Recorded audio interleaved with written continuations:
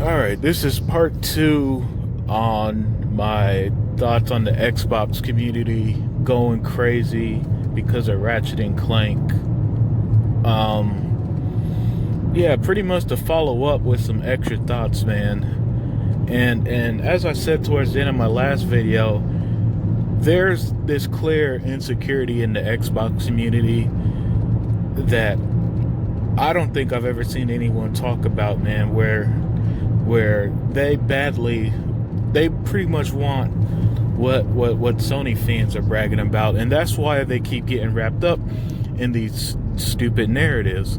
Like, I never thought in a million years I'd see the day where Ratchet and Clank will cause all these our Xbox fans to quote unquote now they want to buy the PS5 because of Ratchet and Clank of all games. It's like, and then they actively then they fall into the same trap that the Sony fans are pushing on them, and that's discrediting games like The Medium or Scorn. And it's always some arbitrary reason, like it's not first party or something stupid like that.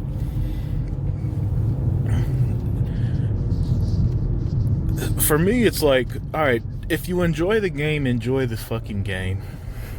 If you enjoy the Xbox, enjoy the Xbox. But that's not the reality, and it's clear that's not the reality for a lot of them, and it's not everyone in the community, but a good chunk of them. And then it's a good chunk of the ones who has a larger platform than guys like me. Look, this is a bullshit ass 500 sub channel. I appreciate everybody that watches and comments and all that stuff, but I don't have nearly the platform that others have. I don't get in touch with any type of industry insiders or nothing. And it really does get annoying when anytime Sony does the bare minimum. Sony showed literally one game, Ratchet and Clank, and this has caused the Xbox community to flip out. I don't get it, and I don't get it, man. It's like the standards for Xbox by the community, I can't tell if it's high or not, because it's like they flip-flop so much based on a narrative. Like I've said before, people get upset at Xbox whatever they don't do at that particular time.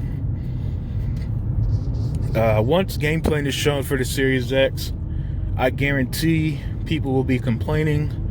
As usual, I try to add proof when I can. But yeah, I still stand behind that.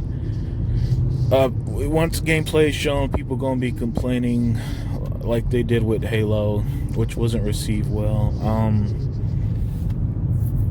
But yeah, it's just that the Xbox community sometimes isn't the strongest community, man. They definitely don't really weather the storm like other communities have. For example, what have Nintendo shown in a while? Like I think all Nintendo gave you was Animal Crossing, really. And this isn't a shot at Animal Crossing. It's people loved it, man. People love it, and good for them. But I don't see any announcements or anything from the Nintendo camp, and they're absolutely satisfied. PlayStation has the weaker console, and the PlayStation community hasn't shut up about the SSD. PlayStation showed one game, Ratchet and Clank, and again, it's the Xbox community that's mad and talking about it. So yeah, the solidarity with the Xbox community definitely doesn't seem as thick as the other ones. And check out my brother 100. He's making a live video about the topic. Always does great work. I love hearing his opinion, and I just wanted to throw my 2 cents, continuing my thoughts. Alright, and I'm back. So yeah, I wanted to continue what I was saying. So just some trends I've noticed with the Xbox community over the years, and why I say that there's a hidden insecurity with some of them. Look at Metacritic. I go on record say I don't care about review scores. I don't argue Metacritic. That shit don't matter to me. There's plenty of games I've played throughout my life where it didn't review well, but I still loved it. However, there's a lot of people in the Xbox community who one moment says that they don't care about Metacritic, and then the second a game like Ori or Wasteland 3 or Flight Simulator reviews well, then they're bragging about Metacritic scores. Same thing, like how about Quantum Break? You know, the Xbox community has been complaining now for more single player games, but they didn't play Quantum Break. I know they didn't play Quantum Break because when Quantum Break went to Game Pass for the first time, guys, and these are guys that have a big platform. I remember Cole, like, you know, they played it for the first time. I'm like, oh, that and Sunset Overdrive. Those are the two games I remember specifically when they went to Game Pass. There are people in the Xbox community who played it for the first time, and I saw it. It's like, oh man, this game is great. I can't believe I didn't play it when it first came out. And then they wonder why we didn't get sequels, or we aren't going to get sequels for games like that. Fortunately, Microsoft has invested in studios like Obsidian, so we're about to get some RPGs, some single player games like crazy now. And then, not only that, how about this? I've been seeing this recently from the Xbox community, bragging about Game Pass. However, ever since Jeff Keighley said something about Game Pass being like a TV basic cable subscription or something, the PlayStation fans and the haters start parroting that word for word. Now there are Xbox fans who are quote unquote being real by saying what? They're saying what? Oh, I mean, Game Pass is cool and all, but they don't have a game like Ratchet and Clank on it. Even though, off the top of my head, recently we got the Yakuza games, Kingdom Hearts series, The Outer Worlds, Gears 5, Tell Me Why, Battletoads, Wasteland 3. Games are always coming on Game Pass. All first-party games are on there from now on.